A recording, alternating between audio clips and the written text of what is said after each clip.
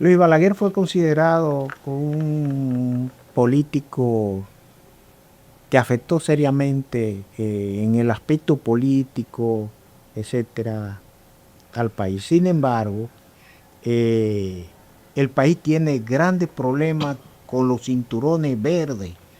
Ese pulmón que se desarrolla, a pesar de que se han creado, se han declarado leyes para, aprobado leyes para declarar parques nacionales en algunas áreas. ¿Cuál es la situación real en la República Dominicana de los cinturones verdes? No el cinturón, los cinturones verdes No. del país. Mira, hablemos del Sistema Nacional de Área Protegida.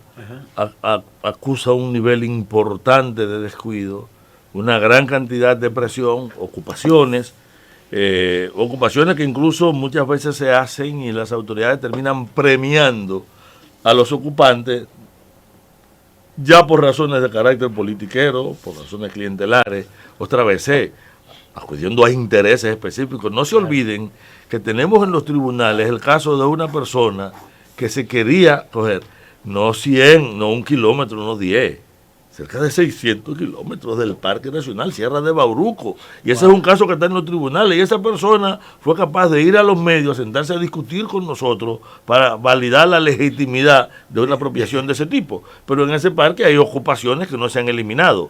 Cuando hablamos del Cinturón Verde, o sea, aquí hay 4 ciudades que tienen áreas similares al Cinturón Verde. El Cinturón Verde no forma parte del SINAP, del Sistema Nacional de Área Protegida, pero es un área de gestión especial cuyo objetivo, en el caso de la del Gran Santo Domingo, era garantizar la protección de toda una serie de humedales y la calidad ambiental. Y resultaba ser una especie de buffer, de colchón entre el Parque Nacional Humedales de los Amas y que es el parque más cercano, uno de los parques más impresionantes. La gente lo conoce poco, tiene un gran problema y viene desde los últimos 12, 15 años un proceso continuo de ocupación, de relleno de sus humedales, de eliminación, y es el que tiene mayor problemas de población. Ahora, el Cinturón Verde, sí, creado por Balaguer en el año 92 y luego modificado por un decreto en el año 93 y después normado por una serie de reglamentos, pero me voy a referir solo al último reglamento que lo divide en 6 polígonos y establece qué puede ocurrir en cada polígono en términos de densidad de población, en términos de protección, dónde tocar y dónde no tocarlo. Digo lo de los polígonos porque hay un polígono, el polígono 4, que es el que corresponde aquí a la zona de Arroyo Hondo, de Arroyo Manzano, que es el que ha salido a los medios de comunicación. Primero porque ya han habido permisos de uso de suelo del ayuntamiento en violación a las propias normativas e incluso en violación al texto escrito en el permiso de qué puedan hacer y de dónde no se puede hacer. Porque ha habido permisos del Ministerio de Medio Ambiente desconociendo que es el Cinturón Verde, dando categorías inadecuadas, permitiendo o recibiendo informes. Bueno, le voy a poner un ejemplo. En uno de los informes técnicos que ha salido sobre el Cinturón Verde de la compañía que le hace la evaluación ambiental, está hablando de cómo en el sitio en que ellos están, lo que habían era cañaverales, y habla de la presencia de vacas, etcétera, etcétera. Copiaron un asunto de algún lugar, describieron un ámbito que no es ahí, pero en el ministerio no lo leyeron y le aprobaron eso. Cuando nosotros que nos toca revisar lo leemos, decimos, pero eso no es aquí. Claro. Lo que esta gente está describiendo no es lo que hay en este lugar. Claro, claro. Pongo esto, es solo uno de los ejemplos, pero ¿cuál es el otro? Óyeme, hay unos cortes que son superiores a cualquier permiso de extracción de agregado, cuando en el permiso te dice que tú no puedes cambiar la topografía, etcétera, del lugar. Tú tienes lugares en que han sido los cortes superiores a los 22 metros de altura. O sea, es una montácula. Sí, claro, es una montaña. Cuando tú tomas esto, tú dices, pero no es posible. Pero no es posible que todavía después que se denuncia y se va, no se frene y no se actúe. Claro. Por suerte, creo que la Fiscalía Ambiental ha tomado algunos de estos casos. Vamos a ver hacia dónde llegan. Pero nosotros tenemos situaciones, por ejemplo, como el de las dunas de Baní. Eso te iba a preguntar. Donde la extracción de agregado, la eliminación de la vegetación, la ocupación física al interior del área núcleo se continúa. pero hay prácticas que son peores. Supongamos que todas estas prácticas ilegales ocurren por descuido, porque digamos que el delincuente ambiental supera la capacidad de las autoridades para perseguirlo. Yo diría más que la capacidad, quizás la voluntad de las autoridades para perseguirlo, pero ahí tú tienes prácticas permitidas por el ministerio, como el four wheelies o los deslizamientos en cualquier sitio. Si tú entras y buscas en YouTube ahora mismo dunas de Baní, vas a encontrar 10.000 videos y en todo hay alguien deslizándose, lo cual es correcto si se hace en lugares específicos y bajo regulación por el efecto erosivo que esto tiene. Entonces, después que se hizo la circunvalación de Baní, que acerca mucho más rápido hacia este sitio, pues con un pequeño desvío, el valor inmobiliario de los terrenos ocupados ahí ha incrementado, y el incremento del valor inmobiliario ha incrementado las ansias de ocupar y la presión sobre esto. ¿Y cuál sería el papel entonces de la Procuraduría de Medio Ambiente ahí? ¿Qué está haciendo? La Procuraduría tiene el mismo papel que tiene cualquier Procuraduría en cualquier área. Por ejemplo, la de niños y adolescentes tiene que perseguir los delitos contra los niños. Pero lo está haciendo. Mira, la Procuraduría Ambiental creo que está haciendo un esfuerzo. De hecho, falta recursos. No. Creo que la Procuraduría tiene pocos recursos, tiene poco personal. Lamentablemente tiene pocos técnicos, porque eso nos da mucho trabajo a nosotros en la Comisión Ambiental, porque ellos recurren a la universidad y a la Academia de Ciencias con mucha frecuencia, y a nosotros nos desborda, porque nosotros no tenemos la capacidad, ni siquiera los recursos para poder atender a todas las demandas.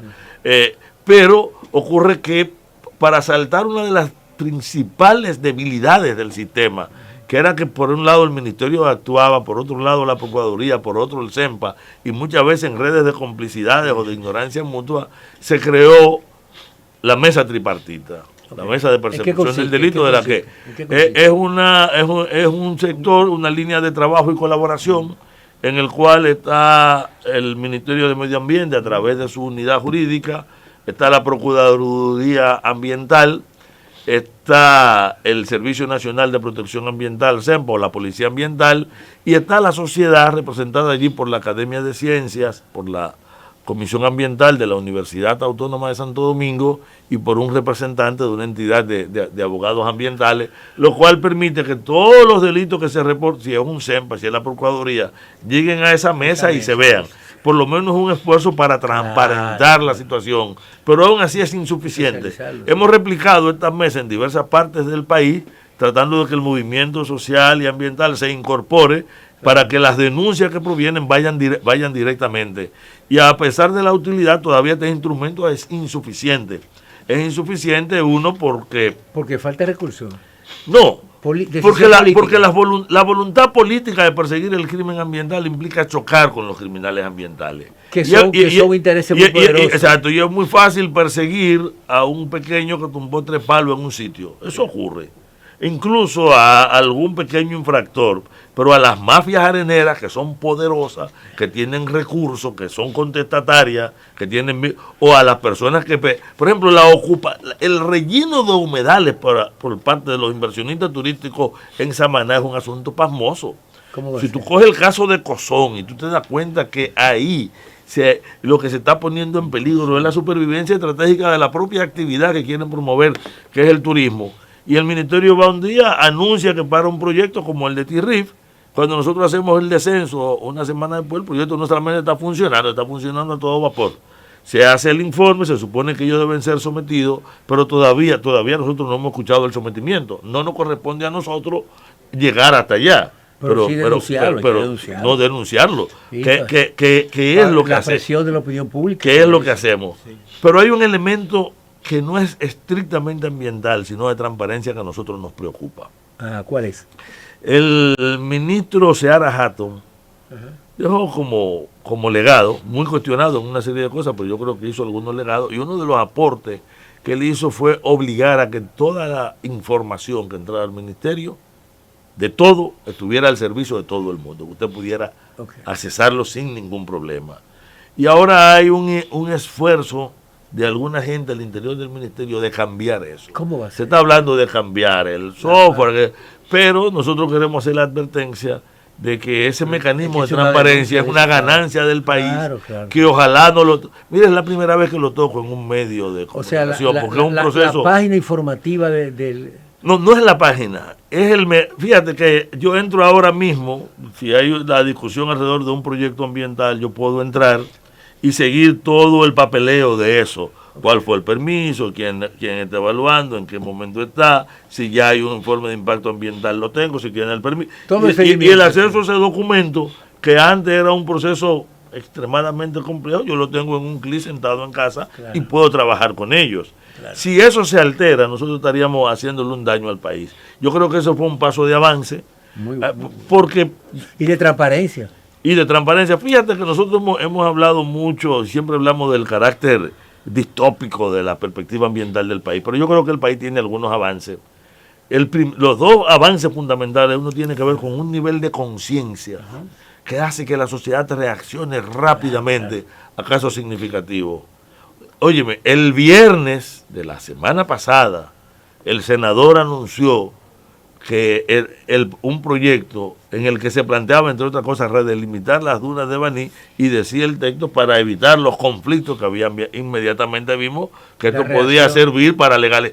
Y reaccionar. Eso fue el viernes en la tardecita. Yo me entero el sábado en la mañana camino a Santiago. Y ahora después ya... El domingo producimos un documento que ya el domingo estaba en todos los medios digitales, pero ya en la noche el senador había recogido. Nos reunimos con él el martes, él cambió. Ciertamente el proyecto, él decía lo que decía, claro, fue que nosotros nos equivocamos, porque él decía, no era mi intención. Bueno, no era su intención, pero lo que decía podía conllevar ella. Ahora, ¿por qué?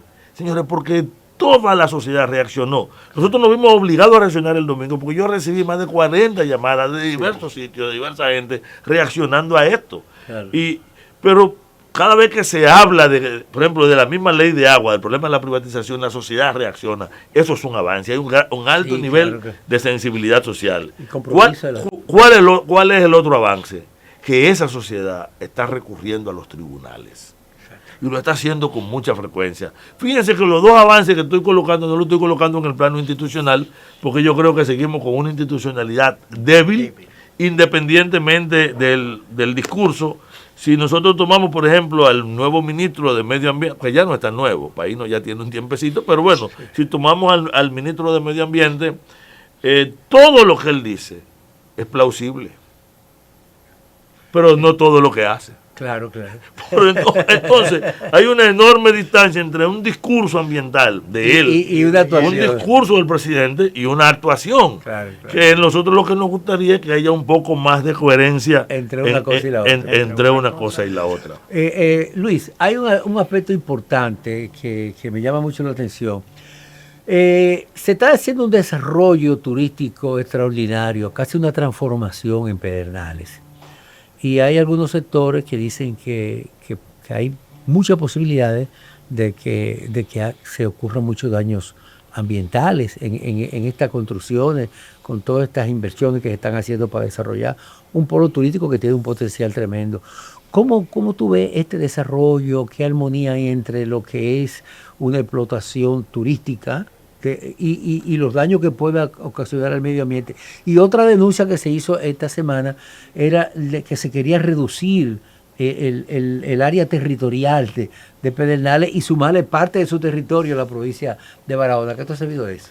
Bueno, lo de la propuesta de reducir, la vi. No la conozco en detalle, por lo tanto, no sé lo que implica en términos de cambio del territorio ni del estatus jurídico a la hora de decidir. Sí sé que está más vinculado al cobro de arbitrios que tendrán que ver con los nuevos estatus de la tierra, y hay, por ejemplo, una discusión local ahora.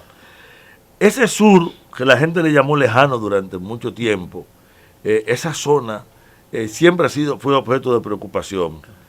Antes de tener una ley ambiental, ya la Comisión Ambiental de la Universidad Autónoma de Santo Domingo y el equipo ambiental de la Academia de Ciencias y el Grupo Jaragua, desde entonces, estaban apostando por un desarrollo que no afectara la calidad y la cantidad de los recursos.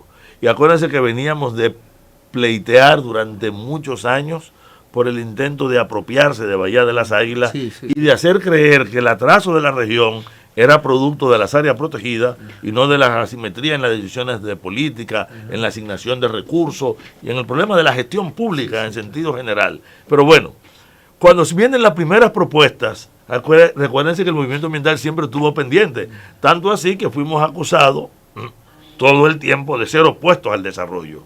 Cuando por fin los modelos se apropian de las propuestas de ordenamiento que habíamos planteado, entonces surge otro problema, y es el deseo un poco mafioso de alterar niveles, de cogerse áreas, y vinieron aquellas reacciones, recuerden los 8 millones de metros cuadrados que trataron de robarle un área, hasta que al final se llegó sin conflicto. Cuando se empieza a construir el puerto, es el Grupo Jaragua y son nuestras comisiones ambientales que dicen, cuidado, estamos sobre un banco de coral que es fundamental para la estabilización.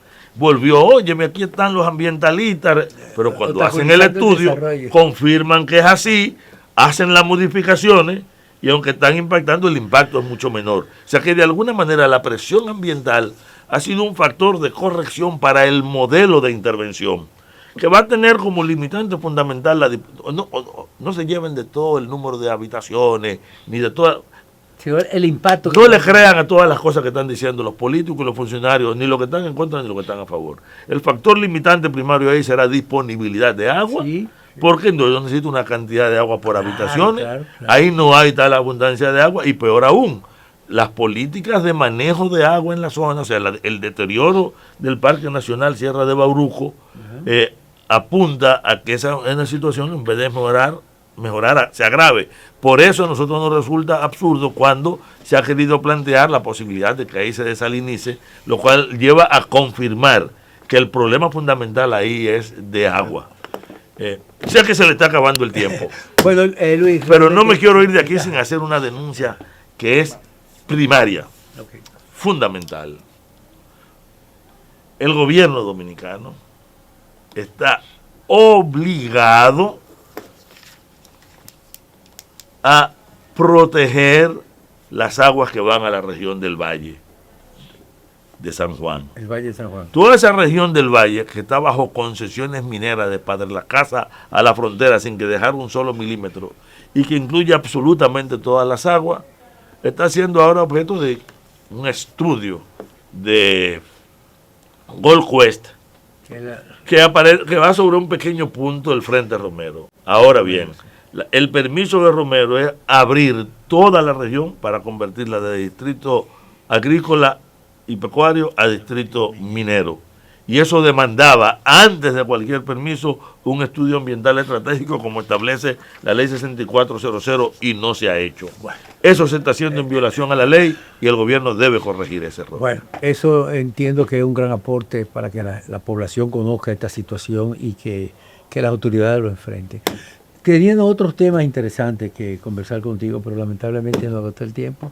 La invitación queda abierta, Luis, para en otra oportunidad pues seguir hablando sobre estos temas. Agradecemos mucho al profesor Luis Carvajal, quien es el presidente de la Comisión Ambiental de la Universidad Autónoma de Santo Domingo y además biólogo, investigador ambientalista, por su participación con nosotros hoy en Pulso Nacional. Vamos a una pausa y regresamos con más en Pulso Nacional.